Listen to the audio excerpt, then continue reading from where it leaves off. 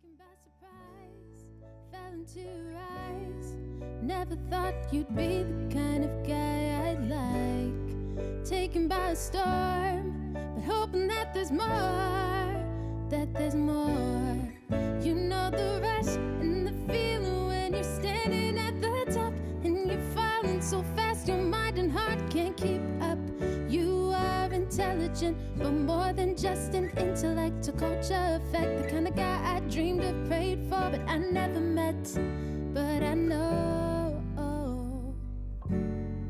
baby, I know that I get carried away around you, lost in a place and found you. But now I can't be without you. No, now I can't sleep without you, 'cause I get carried away around you, lost in a place and found you. But now I can't be without you. No, my heart can't beat without you. Without you, oh, I get carried away. Let's get carried away. Carried away.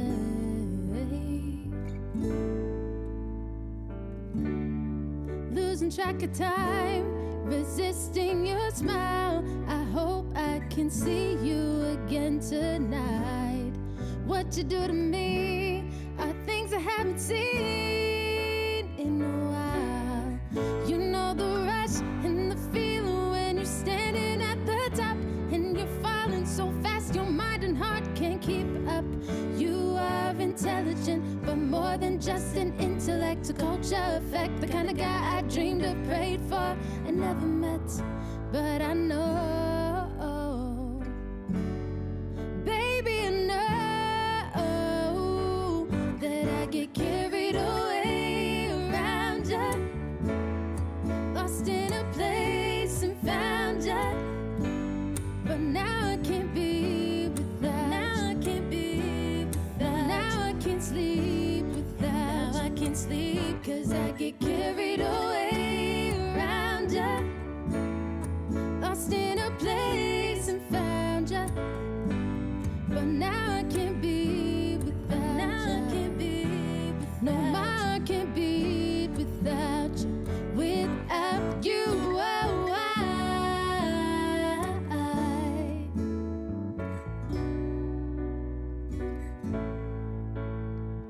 baby, let's get carried away, get carried away. Taken by surprise, fell into your eyes. Never thought you'd be the kind of guy I'd like. But I get carried away around you, lost in a place and found you. But now I can't be without. Now I can't be without. No, now I can't sleep without you. Baby, I get carried away around you, lost in a place and found you. But now I can't be without. Now I can't be. No, now my heart beats and I need you, baby. I get carried away.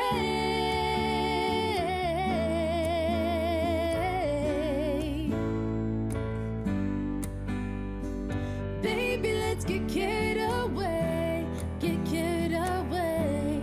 Get carried away. 'Cause I get carried away now.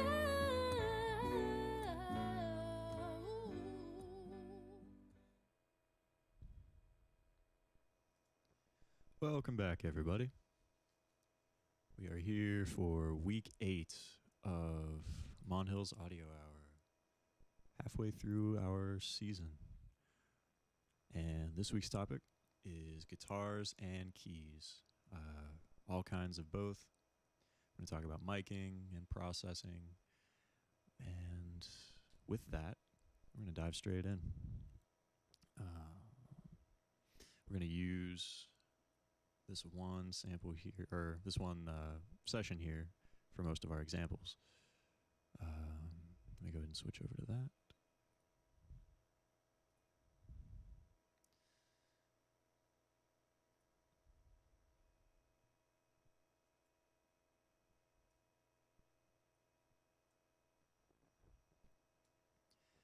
All right, so guitars and keys collectively could be referred to as mid-range instruments, and in tandem with the bass and the drums make up what is collectively known as the rhythm section, meaning the central accompaniment to any song.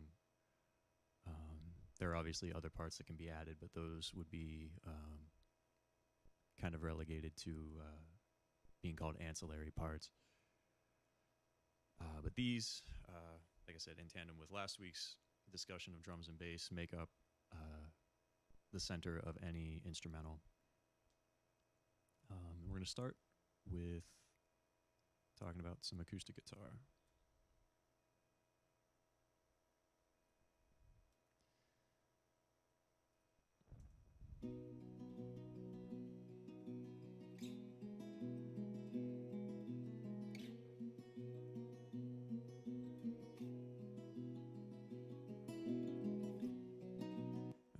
So that's the guitar we're going to be using in our examples. The thing with both guitars and keys is pretty much all the time, with the exception of solos, these groups of instruments, you're going to generally want them in stereo, whether that's achieved by using multiple microphone perspectives or using multiple performances. This will allow you to make these parts more present by keeping them on the sides, but then also leaving space in the center for your mono elements like your kick, your snare, your bass, and your vocal. So in this case, what we've done is had the guitarist play the same part twice, and then you're able to pan to the left and to the right. Each of those performances, one of the performances is on the left and one is on the right. Here of late, I've found that I'm getting the best results in terms of recording by placing a single large diaphragm condenser in front of the guitar. Some people like to do a condenser on the aimed at the body of the guitar and a condenser aimed at the neck, and blend the two to try to get some low end and top end and meet in the middle. I used to do that too. But here of late, I've been finding I've been getting as good, if not better, results by using single microphone aimed in line with the sound hole, but facing, looking towards the 12th fret. So you're getting the low end energy kind of off axis, so the microphone's rejecting a little bit of it. So you get it, but it's not an overbearing amount, because acoustic guitars have a tendency to get kind of boomy. And then you're also getting the clarity from the center of the strings, by aiming it towards the neck. I usually have that backed off 8 to 12 inches from the guitar, if that's possible, if the guitar is being played by itself. Obviously, if it's not in isolation, you'd have to work around that. But in a perfect environment, you could have your acoustic guitars isolated and mic'd like that. So the left and the right channel here of this acoustic guitar part are just two performances of that single, or two performances played into that single condenser microphone. And if I strip the processing away, that sounds like this.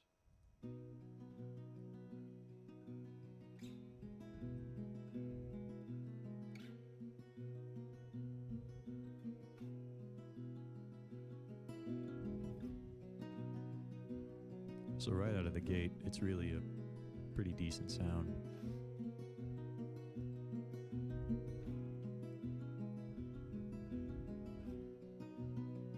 And you notice if you think of it in terms of its stereo positioning, it's just on the sides. There's like, it might simulate the effect of it being in the center, but if we were to play it in tandem with a mono source like the bass,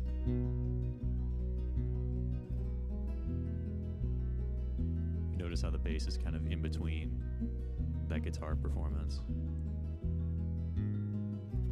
So you can still hear the guitar, but there's still space in the stereo image for your mono content.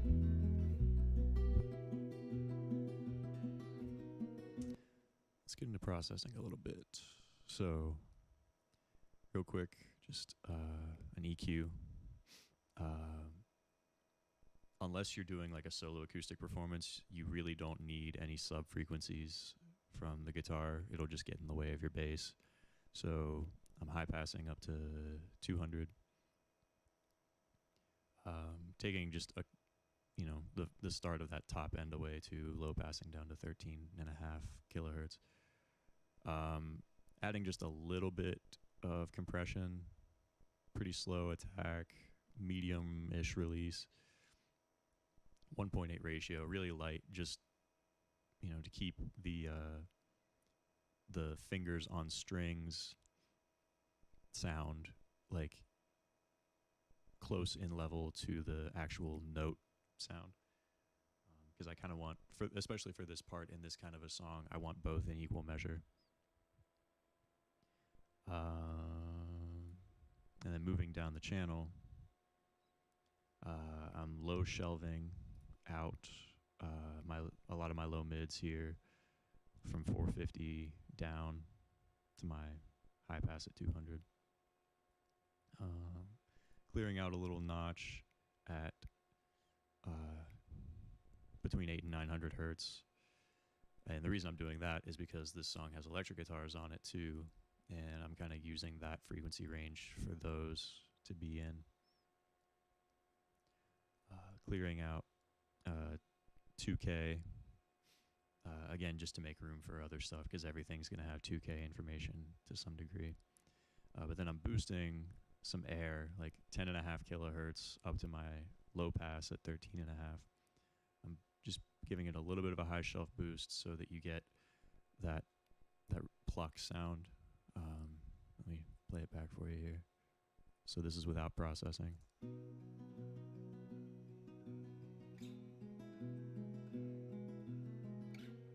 And then if I bring it in,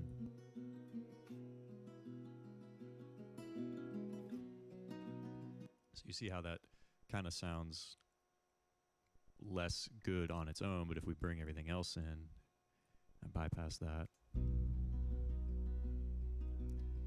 jump ahead here.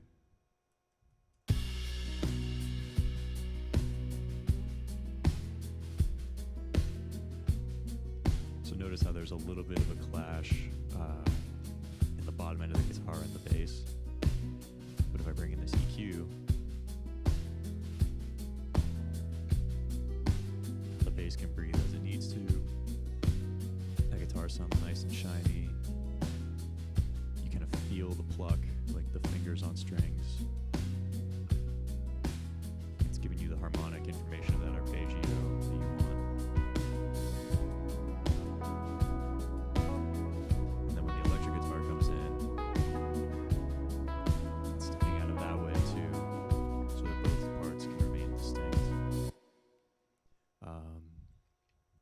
I really don't want to add much more compression, but I did add just a bit of this optical LA2A,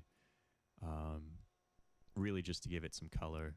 So like here, as you can see, here's without it.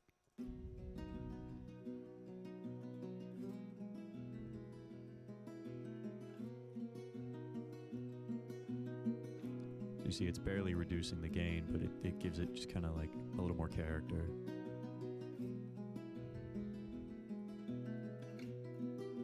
Kind of warms it up a little bit, brings it forward.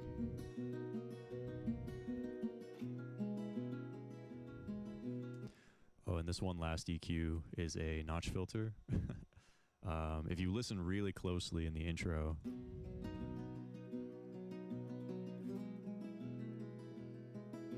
you can hear some bleed from the guitarist's headphones of the metronome, the click track. You can hear some of that in the microphone because the guitarist needed it really loud in his ears. Helpful hint, if you use the woodblock click track in Pro Tools and you ever have bleed, 1.43 kilohertz, notch that out. That's exactly where it is, and it'll get rid of all of it without affecting the instrument. So just to prove. Hear it? Gone. Yeah, so remember that if you're ever dealing with click track bleed, 1,430 hertz. I'm also adding just a little bit of reverb and a little bit of a slap delay, just a tiny bit, just to give it some space. So that's completely dry. More to be felt than to be heard, just to put it in the same space as everything else. I've got pretty much everything going through this reverb.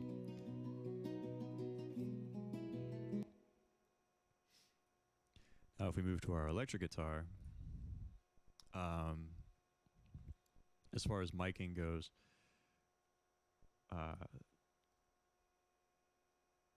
at bare minimum, you're going to want to close mic the speaker cabinet with some dynamic microphone. 57s are great. Sennheiser 609s or 906s are good as well. Generally, I use one of the two. If the guitarist is kind of using a brighter tone, I'll use a Sennheiser 609 because those tend to be a little bit of a darker microphone. And likewise, if the guitarist is using a little bit of a darker tone, I'll put a 57 on the cabinet because those tend to have a little bit more natural brightness to them. So in this case, I've done that. I've gotten a SM57 as close as I can to one of the speaker cones. In this case, the guitarist was using a 212 cabinet, meaning two 12-inch speaker drivers. And I typically aim those halfway between the edge of the cone and the center of the cone. So kind of the middle of the ring of the speaker. This gives, because the tone, the pitch of the tone is coming from the edge, while the attack information is coming from the center of the speaker. So aiming in between, you get kind of the best of both without anything getting too overpowering. And I've got that right up against the grill cloth of the cabinet, as close as I can get it. Using a 57 because guitar amps can typically get really loud and push cabinets really hard. So that'll handle whatever volume the guitarist decides to play at. But in addition, I've also taken a liking to incorporating a room perspective as well. Even within isolation, if it's in an isolation room, in this case we did use an isolation room, just backing a small diaphragm condenser backed up as far as it can be within the isolation room just kind of fills out the texture a little bit. Here, let me show you an example. So first, you'll just be hearing the close mic, the 57.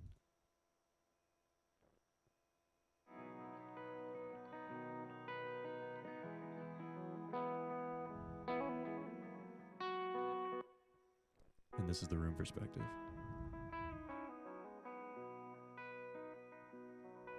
So you can tell it sounds like it's further away from the source.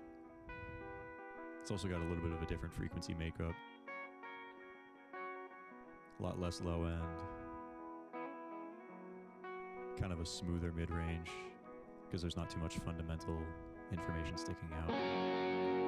So if I start with the close mic and bring the room perspective in,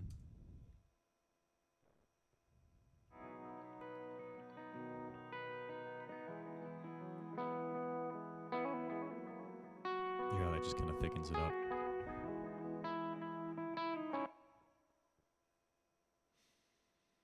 As far as processing goes,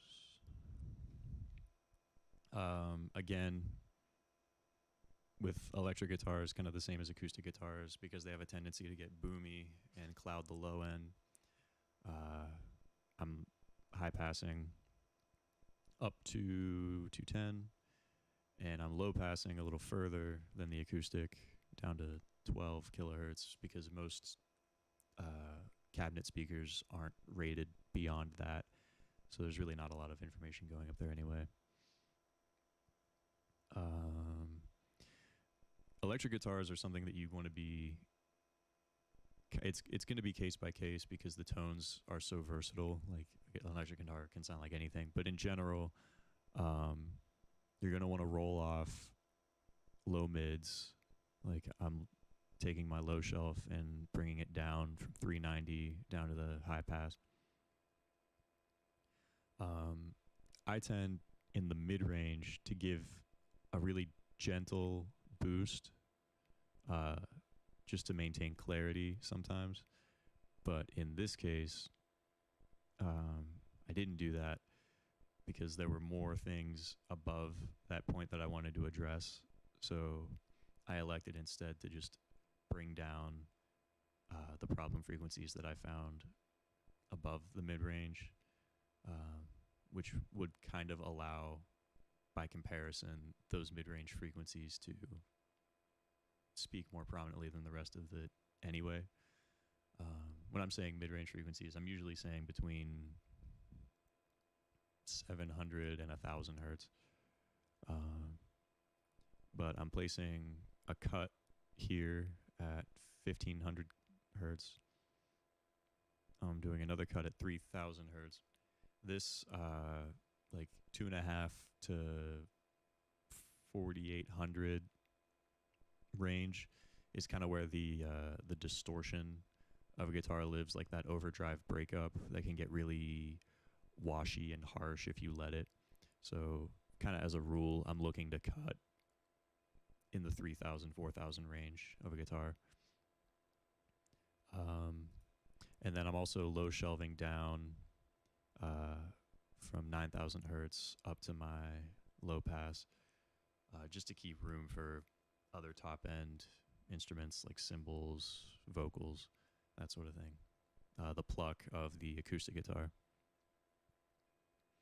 So without this,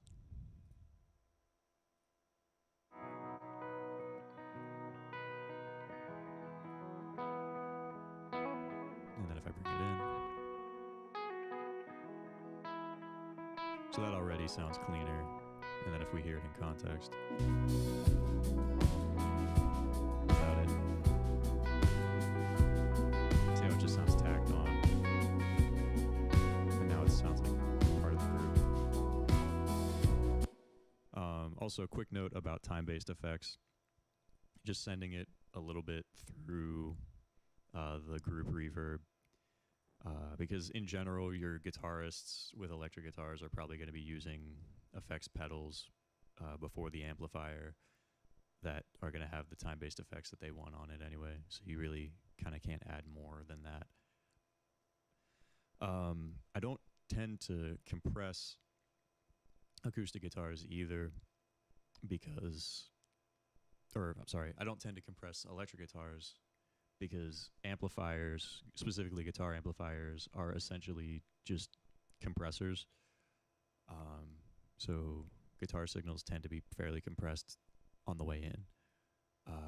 But I am adding a VCA compression here just for color. You hear what it does here.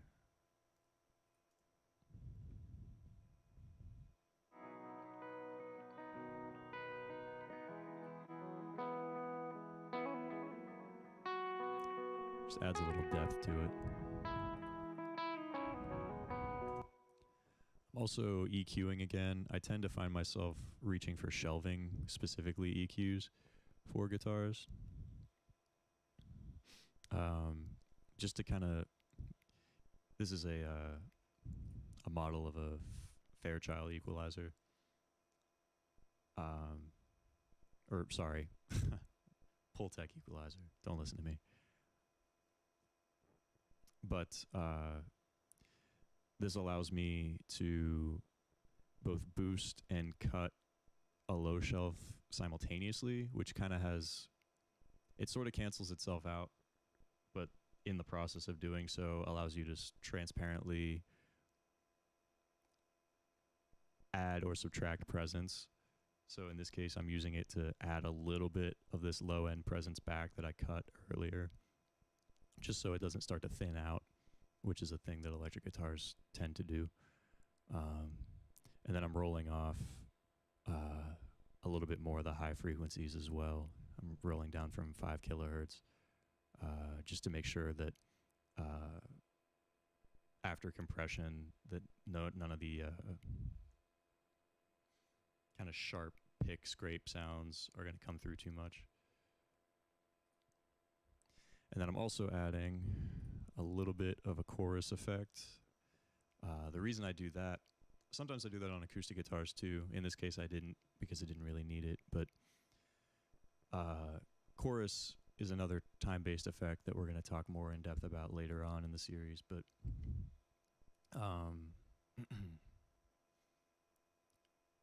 basically I use it to take an instrument more out of focus, which might sound counterintuitive to mixing, but with stereo information like guitars, and especially electric guitars that tend to be really present and eat up a lot of frequency space, I find that they're made less abrasive by applying a small, tasteful amount of chorus. Let me show you what I mean.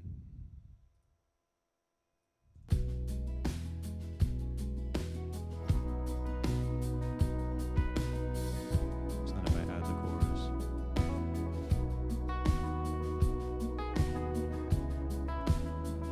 so it's not like noticeably affecting the tone so much, but it just, you perceive it slightly differently. It sits a little lower in the mix, but it's still there. And you'll notice, as far as my stereo arrangement, I've got this part, both the close mic and the room mic, panned to 60% left, and then this guitarist did another rhythm part overdub that comes in the chorus, and I've got that panned 60% to the opposite side. So we got the acoustic guitar up the sides, and then the electric guitars closer to the center, but still up the sides. Oh, forgot to mention also, this acoustic guitar also has an overdub in the chorus as well, where he's not using his fingers anymore. He's using a pick and strumming.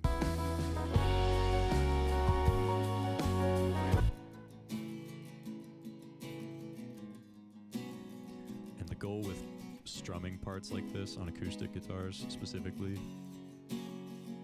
is to match the drummer's right hand. So like this is equivalent to the hi-hat or a tambourine. So you just want it to be really stringy and just barely have some of that chord content in there, but it's mostly just for the pick. The guitarist's right hand and the drummer's right hand need to be doing basically the same thing and achieving the same thing in the mix. So I'll play for the chorus here so you can hear all the guitar parts.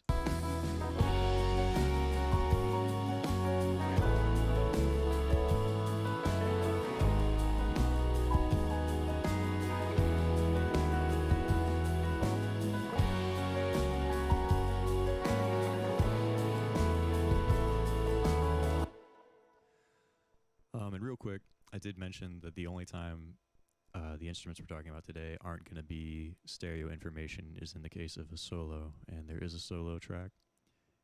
I have it outside of the electric guitar bus because I want to keep it mono.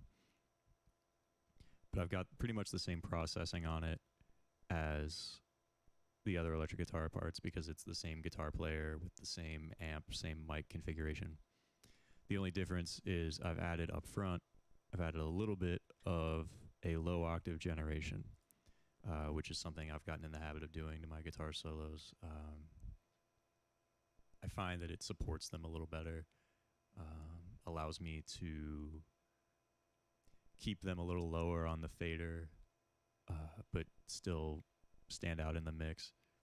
I'll A-B that for you here. It's really subtle, just quietly blend it in.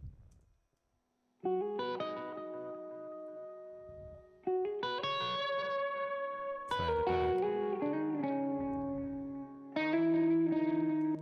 So in context, without it.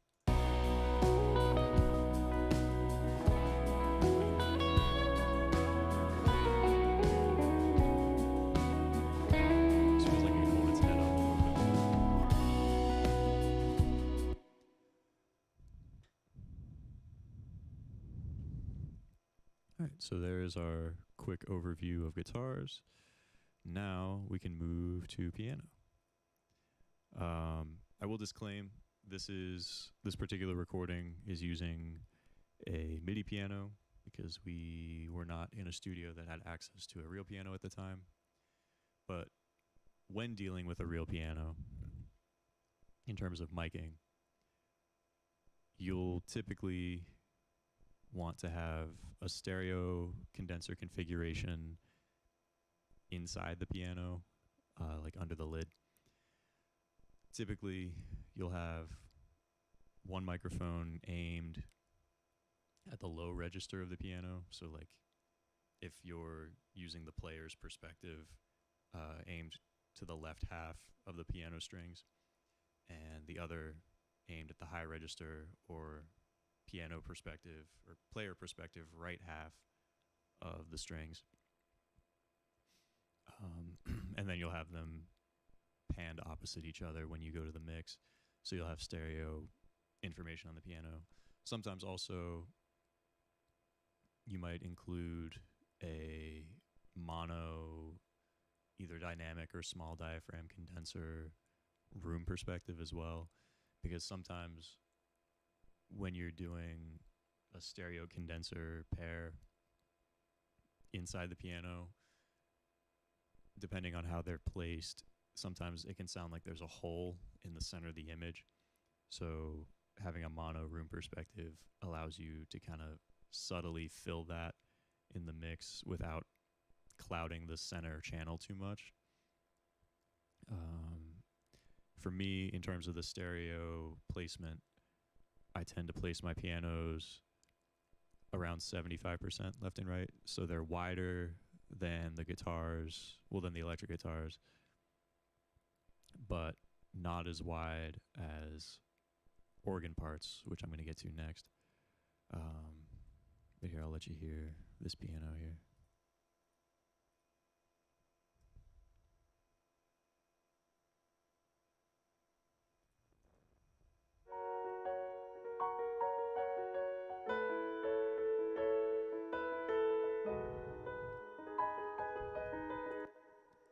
All right, so that's just dry off the virtual instrument.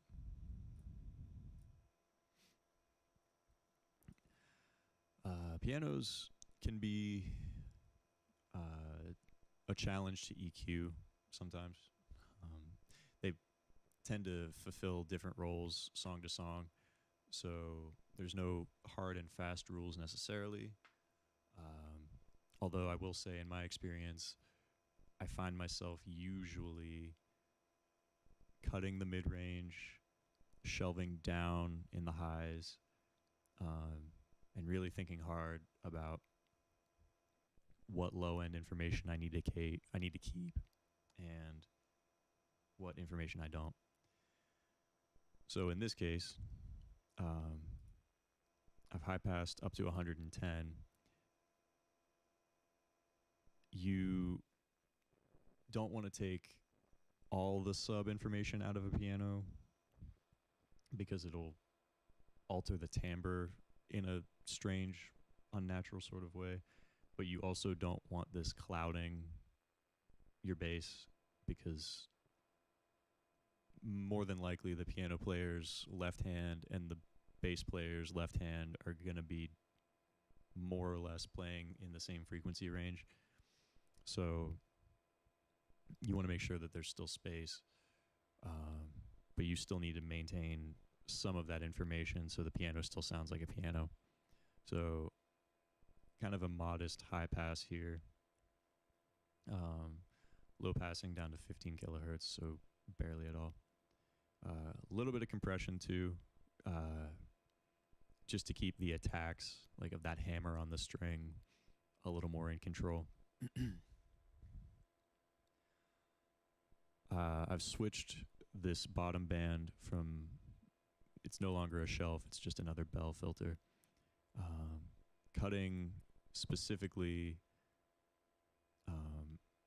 210 hertz because there's a really loud, like sticking out harmonic in this particular part at that frequency, so I'm cutting that pretty aggressively. Cutting 420 hertz again because that's where the fundamentals of this part lie, and in the context of this song they don't need to be as prominent as they were. Mid-range, this is where that hammer attack lives, so generally you're always going to want to cut in the 1 to 2000 range. In this case I'm at 1650, so that hammer attack isn't like right in your face. And then I'm just gently taking a little bit of information out from 5K up. This is going to have the effect of kind of making the piano sound further back, a little farther away from you, which in the context of this song is what I wanted.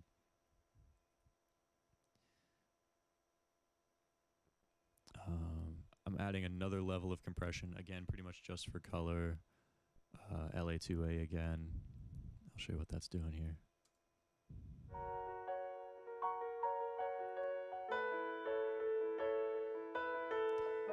Notice also it's recovering a little bit of that low end that I took away, which I'm okay with. Again, keeps it from getting thinned out too much. And then like my electric guitars, I'm also adding a shelving Pultec EQ. Again, using this to transparently preserve a little bit of that subharmonic range. And then I'm rolling off the highs again. A little bit of a presence boost right before where I was shelving down on my first EQ. Just to make sure that it's still audible in the mix, but you know, still staying where it needs to be.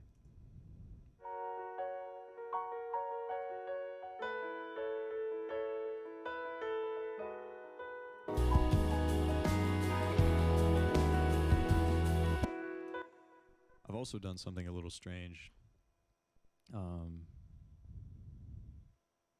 So it's going through the group reverb like pretty much anything else, just to make it appear as though it's in the same room as everything else. Also going through my long reverb, which is sometimes something that you can use on a piano. On a song like this, you can.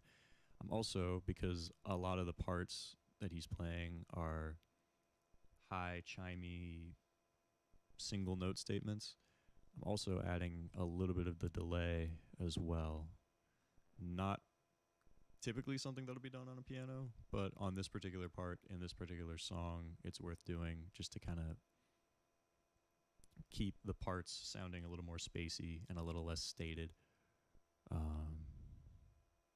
So here I can cycle some of these effects.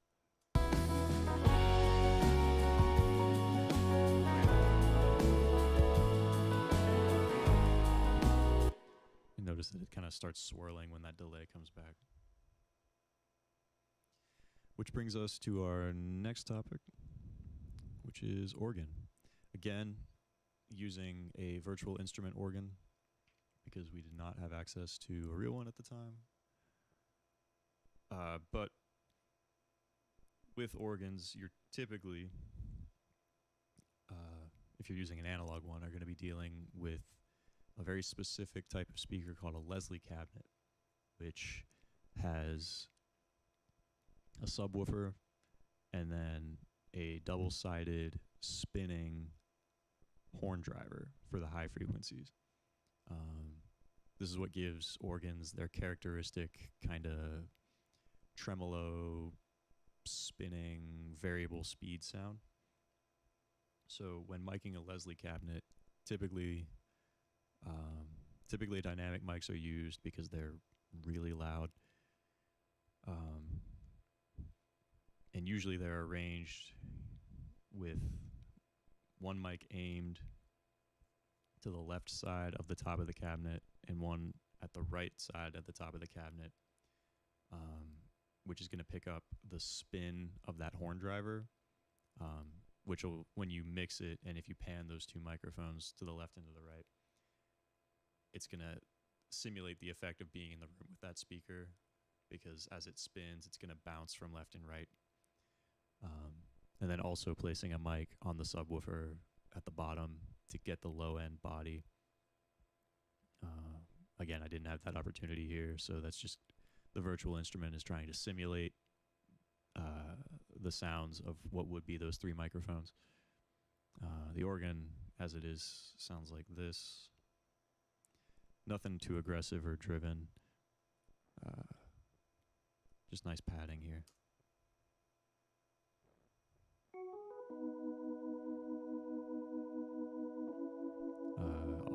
Also going through the group reverb, just like everything else, real quick. You can hear that tremolo effect. That's the Leslie simulation. Now, the big thing to keep in mind with organs is they will take up as much frequency space as you allow them to. You really need to carve organs pretty hard, because if you don't, they will be a straight line across the whole spectrum, and the timbre that they have will cover everything else. So taking a decent chunk of the low end out, you might not always want to high pass, like in this case up to 95, but in this particular organ sound, I don't really need this sub information. Keeping a lot of my top end, I'm only low passing down to 16.5 kilohertz. Not compressing at all because, like same with guitars, the Leslie amplifier is really just a big compressor, so not much need to compress. You can see I am adding a little of this low frequency back just to keep the warmth, but then everything else I'm doing is cutting. I'm cutting at 450 hertz where the fundamentals are. I'm cutting at 3600, which is where a lot, like same with the electric guitar, a lot of that distortion overdrive is going to live there, and I don't want a lot of that sound on this song, so I'm cutting there. And then in the super highs, like from 12K up to my low pass, I'm shelving down as well, just to keep the space for the cymbals and everything. So just to show you just how much this will eat up if you don't do this. So that's without. With. But the nice thing about organ tone is generally you can be pretty aggressive with it with an EQ without substantially changing the sound, because if you listen by itself, it doesn't sound that different from one to the next. So it's with EQ, without it. but it'll make a difference if you hear it in context.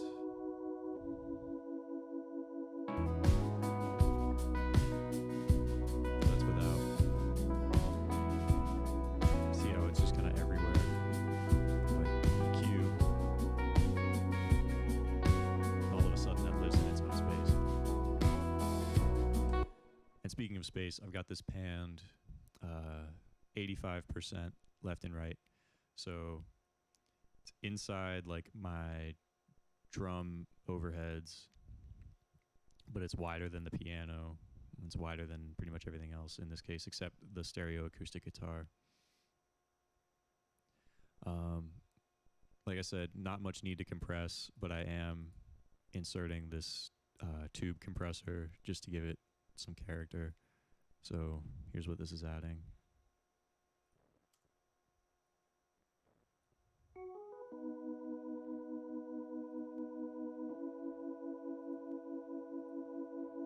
Really subtle. It's just kind of recovering some of that high mid information that we were cutting, but in a tasteful way. But you see that it's not really reducing gain at all. It's really just for the character of the sound.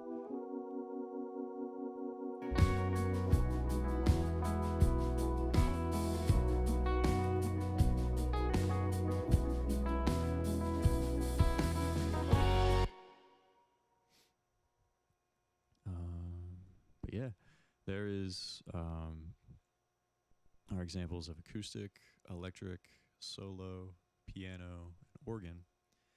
There is one group that we still need to talk about. I'm going to have to switch sessions for that because there's none in this session. But that is the electric piano. I'm going to cut out for a second while I switch sessions, and then we'll talk about electric pianos.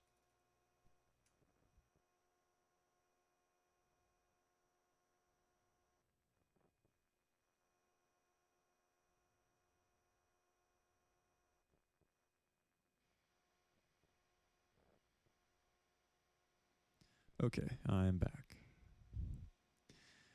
So we're in a different session here, just so we have some sense of direction. It sounds like this.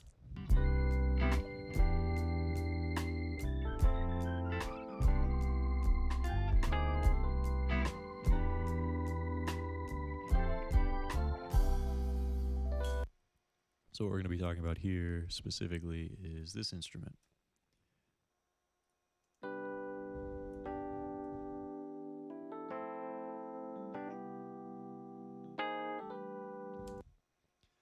That is a Fender Rhodes electric piano. There is another common type of electric piano called a Wurlitzer 200, but more colloquially just called a Wurlitzer or a Whirly. This isn't the same thing as like keyboard synthesizer electric. It's electric in the same way that an electric guitar is electric. In the case of a Fender Rhodes, the keys actuate hammers that strike what are called tines, essentially tuning forks, but they're metal. They when they're struck by the hammer, they vibrate in front of an electromagnet, like a guitar pickup. And then that sound is sent out, and it sounds like this.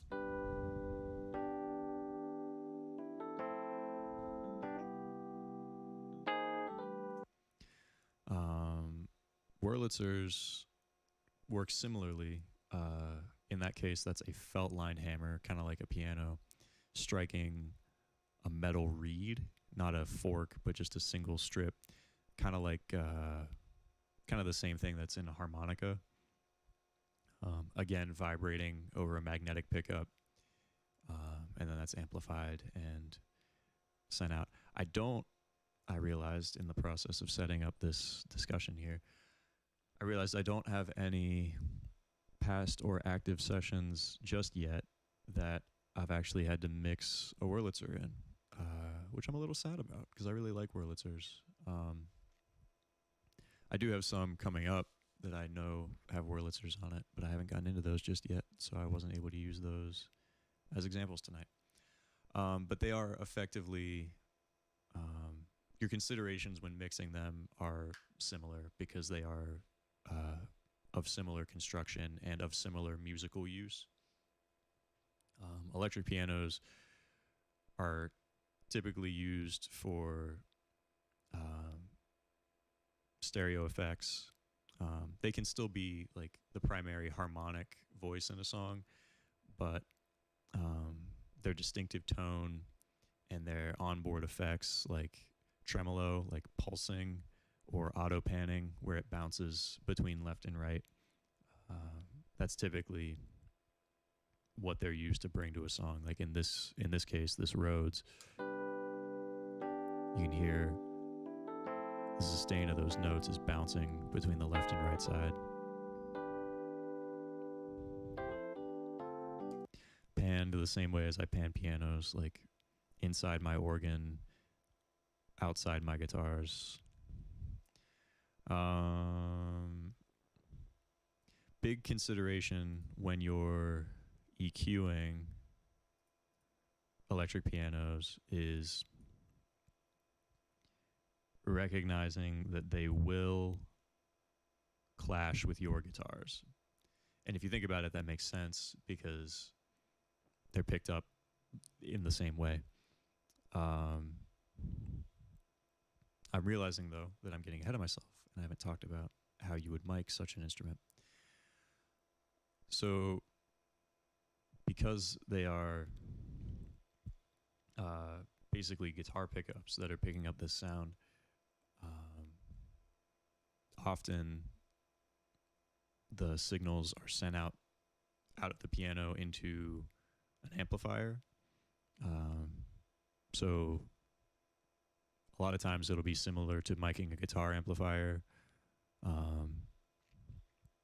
Although in the case of using auto panning effects, typically those have to be run direct out of the keyboard, and then either run to separate amplifiers or what have you. So you would mic that accordingly. Rather than miking one amp, you would mic two. So just keep that in mind. They can basically be treated like guitars, but guitars with more stereo-dependent information. But because they exist in such a similar frequency range and have relatively similar timbres, you really have to make sure if you have a song that has both electric pianos and electric guitars in it, that they have space to breathe around each other, because they will try to compete for the same space. So just to show you, if I bring up the guitar and take the EQ off of my electric piano,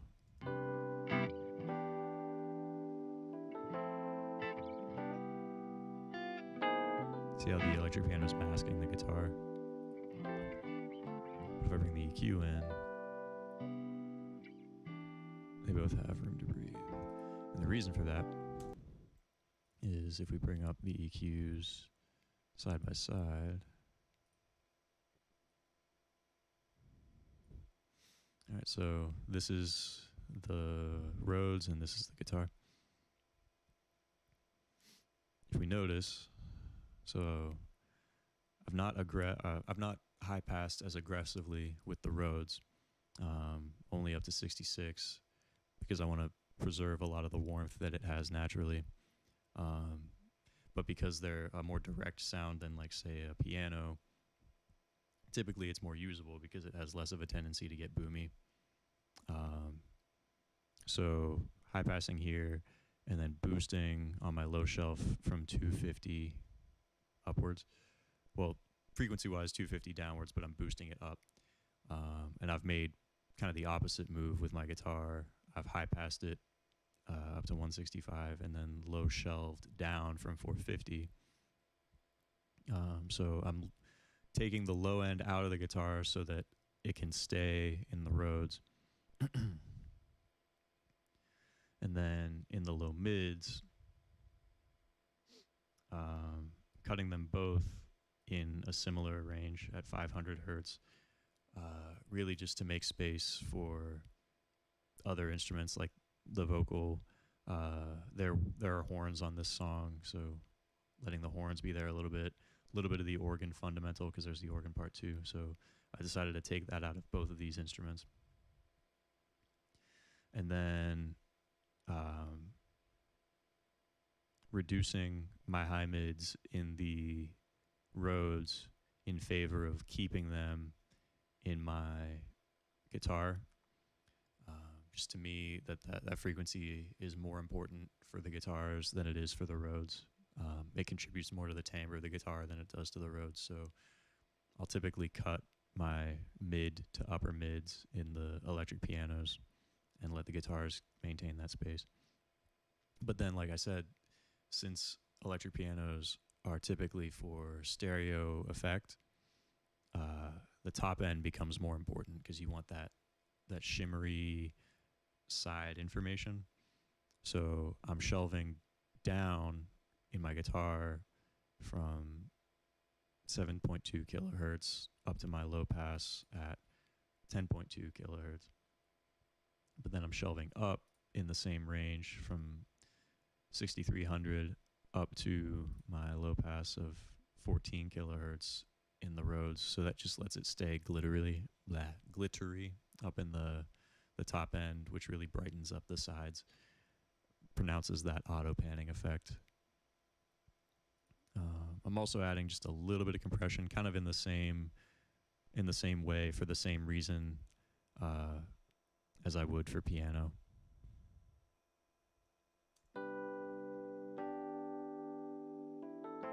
Also notice I'm not using parallel sends for any time-based effects, because similar to electric guitars, a lot of times the effects will already be applied in the signal before it gets to the amp.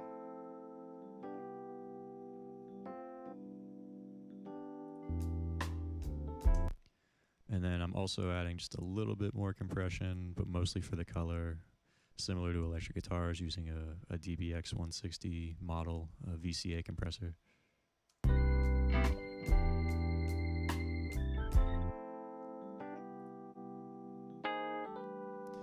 Here that like evens out the curve a little bit and changes the positioning of it, like in a way, like in the vertical positioning, like makes it higher in the vertical image.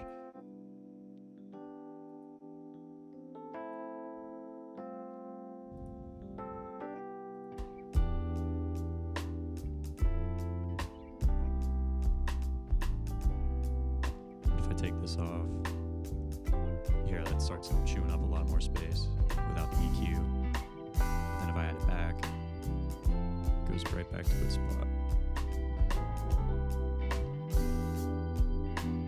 And then also notice if I take that color compressor off, it starts to get lost. If I bring it back in, it stays distinct. So notice we've got our drums and our bass, and then electric piano, organ, guitar. All three of those, even though they are competing heavily for the same space, because of the processing that we've done, are able to successfully live together in the same song. They've maintained their distinct quality and character, provided their contributions to the overall timbre of the song, as well as the harmonic part that they're playing.